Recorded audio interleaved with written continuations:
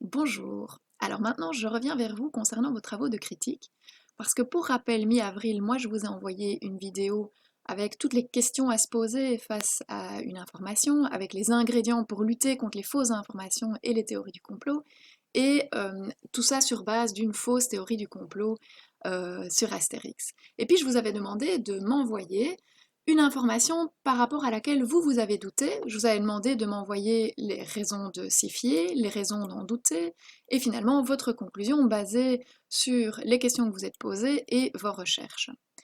Alors qu'est-ce que vous m'avez envoyé? Je vous fais ici une petite synthèse, comme ça tout le monde a une vue globale sur l'ensemble des travaux des élèves. Il y avait d'abord tous les élèves qui envoyaient des informations concernant le Covid en lui-même et comment s'en prémunir. Par exemple, est-ce que les masques sont utiles ou pas? Est-ce que la consommation du tabac protège contre le Covid-19? Est-ce que les animaux sont immunisés? Est-ce que tel groupe de population est à risque ou pas, etc. Ça, c'était le premier paquet. Ensuite, il y avait un deuxième paquet concernant l'origine du coronavirus. Avec les rumeurs que vous avez peut-être déjà entendues. Le Covid-19 a été créé par un laboratoire en Chine, où il s'est échappé d'un laboratoire qui travaillait sur un vaccin contre le sida, ou encore que la 5G cause le coronavirus. Troisième paquet d'informations, c'est toutes les questions sur les prédictions. Donc il y a plusieurs d'entre vous qui ont relayé des infos comme quoi la crise actuelle avait été prédite par les Simpsons, ou elle avait été prédite par un rapport de la CIA, ou par une médium. J'y reviendrai. Et enfin, plusieurs d'entre vous sont revenus sur une situation liée à la situation du confinement, et en particulier sur les rapports entre les jeunes et la police, et notamment la mort tragique d'Adil, un jeune à Anderlecht, le 10 avril. Après, il y en a plusieurs qui ont envoyé aussi d'autres informations sur lesquelles je ne reviendrai pas, comme toutes les rumeurs sur Kim Jong-un, le chef de l'État nord-coréen, sur toute l'après-crise, la deuxième vague, la reprise de l'école, etc. Ou même des informations qui ne concernaient pas du tout la crise actuelle. Qu'avez-vous fait de ces informations? Comment avez-vous essayé de dénicher le vrai du faux? Comment savoir si une information est fiable? Mais donc vous vous êtes posé toutes les questions que je vous avais invité à passer en revue. Donc quel type d'info, la date, le lieu, l'auteur, l'authenticité de l'information, est-ce qu'on peut avoir accès à la source directe? Donc les intentions de l'auteur, est-ce que c'est subjectif ou objectif? Et en fait, globalement, il y a deux approches qu'on peut avoir quand on est face à une information. Il y a d'une part celle de vérifier l'information, d'autre part celle de la réflexion logique. Vérifier l'information, c'est ce qu'en philo on va appeler la vérité-correspondance. La seconde, la réflexion logique, c'est la vérité-cohérence. Est-ce que ce qu'on raconte est cohérent, alors que la première, c'est est-ce que ce qu'on raconte correspond à la réalité? Alors je vais commencer par le premier, la vérité-correspondance. Donc de quoi s'agit-il? Il faut en fait chercher la source première pour vraiment avoir accès à la réalité, pouvoir réellement savoir si ce qu'on dit est la réalité. Alors évidemment c'est compliqué parce que on n'a pas directement accès à cette information-là. Sur comment se transmet le virus, on ne se promène pas tous avec un microscope, on n'a pas du tout toutes les compétences, toutes les connaissances, donc on ne sait pas vraiment vérifier ça. Si on me dit que la 5G cause le coronavirus, à vrai dire, je n'en sais rien. Je ne sais même pas comment on mesure les ondes. Voilà, si on me dit que le coronavirus a été créé dans un laboratoire en Chine, je ne vais pas aller, moi, en Chine pour aller vérifier, pour prendre des échantillons, etc. Donc, c'est pas facile d'avoir accès à l'information directe. Donc, on est souvent amené tout simplement à devoir comparer l'information. Et donc, pour toutes les questions scientifiques, par exemple, on va comparer les discours de scientifiques et on va regarder au moins là où il y a un consensus scientifique. Là, on sait que, pour l'instant en tout cas, on a une sorte de vérité scientifique. On sait que dans la science, les choses peuvent toujours évoluer en fonction des différentes recherches, mais on peut en général trouver où en est l'état de la science. Pour prendre un autre exemple, quand il s'agit de comparer les informations, c'est ce qu'on peut faire, c'est recueillir des témoignages.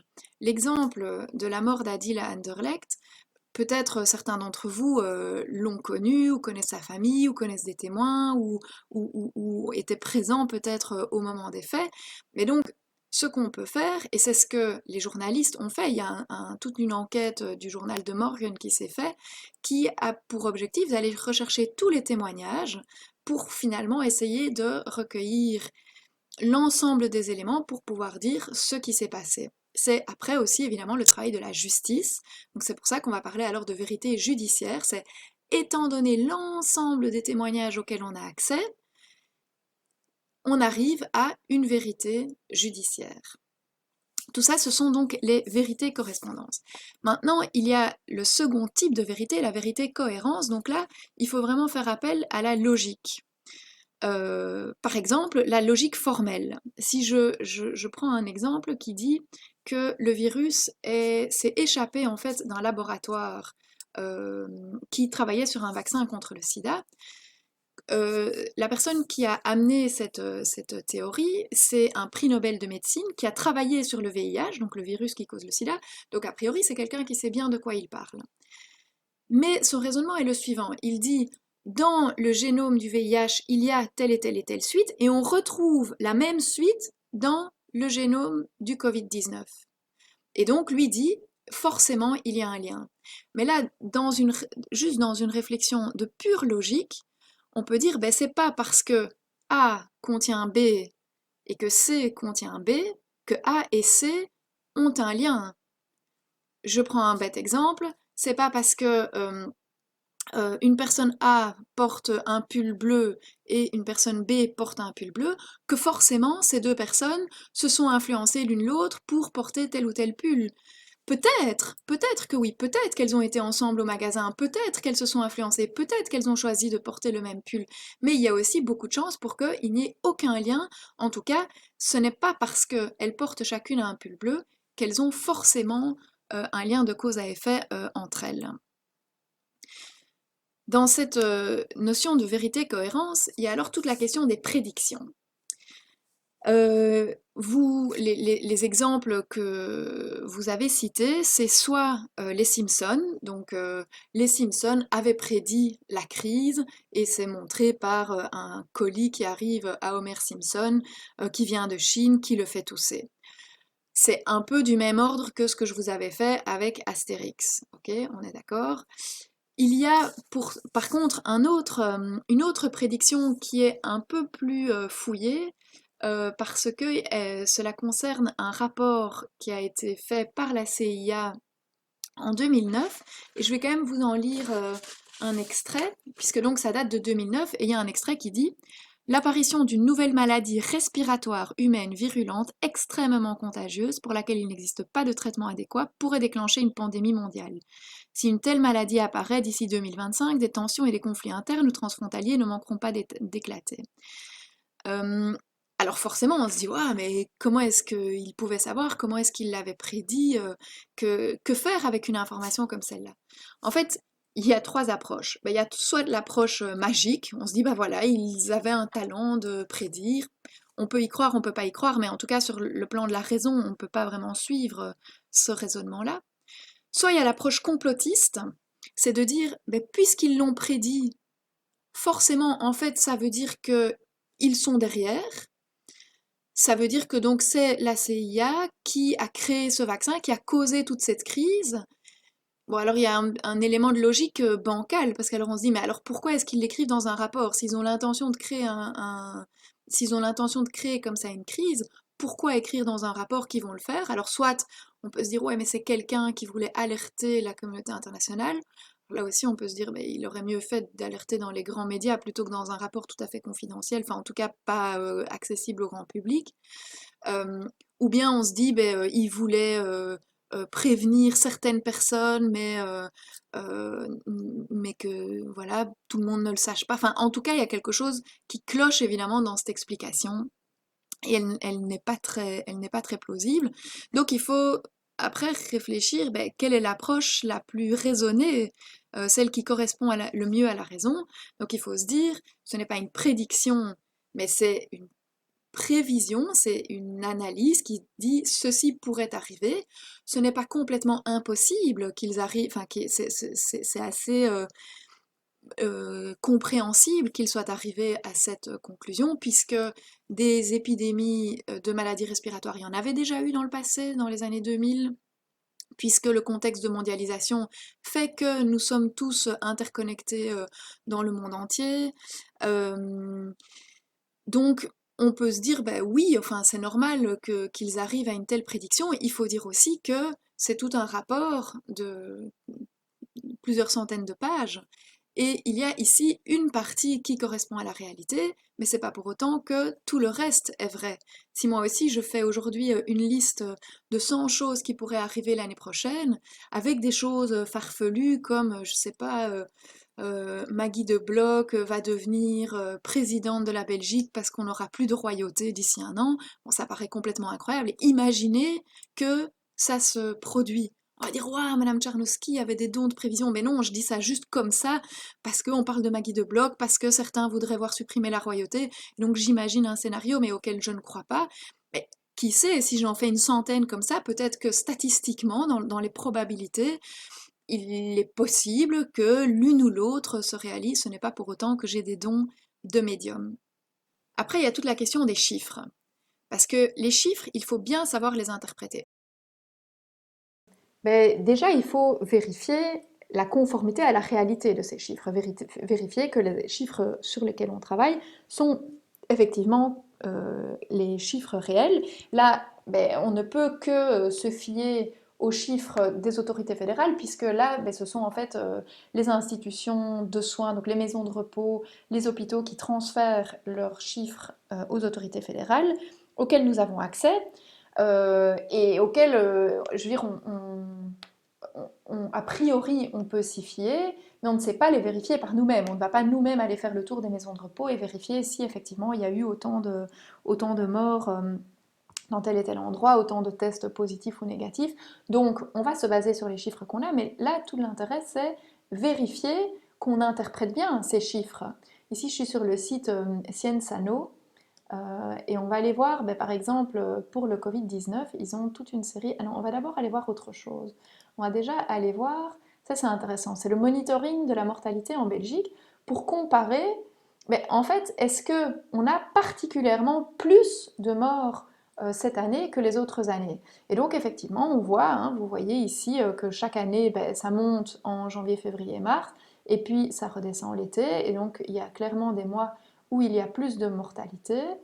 Mais donc on atteint ici par exemple le 1er mars 2018 450 morts et en janvier 2020 ben, on est à 600 morts. Non, ici on est le 8 avril, on est à 600 morts. Donc on voit qu'il y a clairement une augmentation, mais c'est pas non plus comme si il y avait des milliers de morts en plus par rapport à d'habitude. Donc c'est très important de pouvoir bien voir où on est par rapport aux courbes habituelles. Alors ce qui est intéressant, c'est d'aller voir donc les graphiques dynamiques.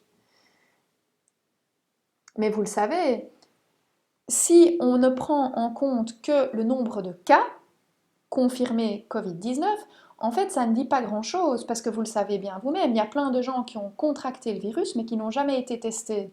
Donc, en fait, ce nombre de cas, ça ne dit pas grand-chose. Lorsque certains pays disent non, mais nous, on n'avait pas du tout touché par le Covid-19, mais c'est par ailleurs aussi les pays où il y a zéro test, mais forcément, ils n'ont pas de cas confirmés parce qu'il n'y en a aucun qui est testé.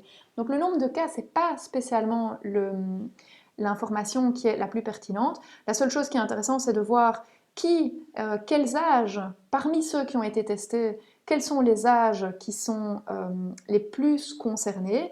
Ben, on voit que c'est quand même majoritairement les plus âgés, mais on voit qu'il y a aussi des jeunes qui sont contaminés.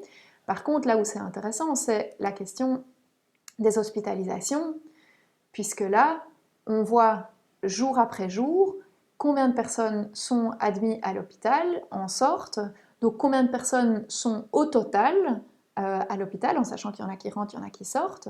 Et c'est ça qui permet de faire un peu un suivi de la situation dans les hôpitaux, et ici c'est dans les soins intensifs. Et puis si ici on regarde le nombre de morts, ben là on voit qu'effectivement chaque jour, pendant tout un moment jusqu'à mi-avril, ben ça montait, ça montait, ça montait, et qu'à partir de maintenant, ben heureusement, ça descend de jour en jour. Et par contre ici, si on compare la courbe d'âge Ici, par rapport au nombre de morts, là on voit que dans les 0-24 ans, il n'y en a pas, ou c'est juste trop petit parce qu'à ma connaissance, il y en a eu 2.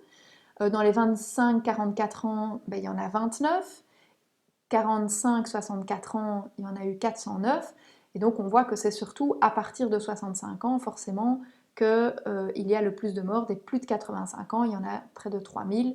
Ici, il y a aussi tous les non identifiés, donc qui sont sans doute répartis dans ces différentes catégories. Mais donc ça, ce sont des choses que les chiffres peuvent nous apprendre, mais qu'il faut apprendre à bien interpréter. Souvent, dans la recherche entre la vérité-correspondance et la vérité-cohérence, on fait un peu les deux. Je vous donne quelques exemples. Mais justement, par rapport à des chiffres, d'abord on va chercher à vérifier les chiffres et ensuite on va chercher à bien les interpréter. Il y a eu par exemple une rumeur comme quoi la crise avait été causée volontairement pour tuer les vieux, pour payer moins de retraites, moins de pensions, en gros pour faire des économies aux États. Alors déjà, on peut regarder les chiffres. Là, on l'a vu effectivement que c'est un virus qui tue majoritairement les plus de 65 ans. Par contre, si on regarde les chiffres du budget de l'État, quand on voit le coût de la crise, on voit que ce sont des coûts énormes. Et donc là, une fois qu'on a ces chiffres, on réfléchit un tout petit peu logiquement et on se dit, ben, en tout cas, si c'était vrai, si c'était vraiment l'intention de certaines personnes complètement cyniques, et voilà, a priori, il n'y a pas un seul groupe qui assumerait une décision comme celle-là, mais imaginons que ça existe, des personnes qui décident de faire des économies, de faire des économies aux États en tuant tous les vieux, ben, en tout cas, là, ils ont clairement loupé leur coup, puisque la crise va coûter bien plus que ce que coûtent les retraites à l'État. Un autre exemple, c'est face aux prédictions. Mais comme je vous l'ai dit, d'abord on vérifie les faits et puis on raisonne. Quand on est face à une source, face à un article par exemple, mais on va s'informer sur la source et puis on va tirer des conclusions.